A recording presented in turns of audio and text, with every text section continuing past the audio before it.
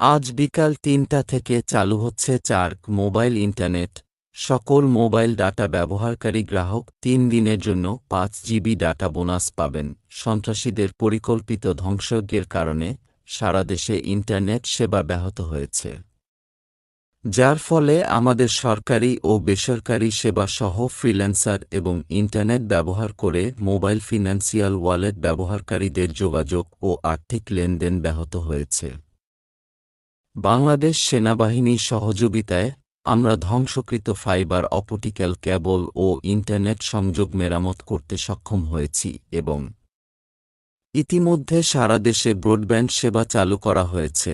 Mobile network charge সেবা ও mobile financial service সমূহ চালুর ব্যাপারে আজ আমরা association of mobile telephone operator Bangladesh AMTOB এবং মোবাইল ফিন্যান্সিয়াল সার্ভিসেস সমূহের সাথে বৈঠক করেছি। অপারেটরদের সাথে আলোচনার মাধ্যমে আমরা সিদ্ধান্ত নিয়েছি আজ বিকেল ৩টা থেকে মোবাইল নেটওয়ার্ক চার্জ সেবা চালু হবে এবং এ ব্যাপারে অপারেটররা প্রয়োজনীয় সকল ব্যবস্থা নিবে।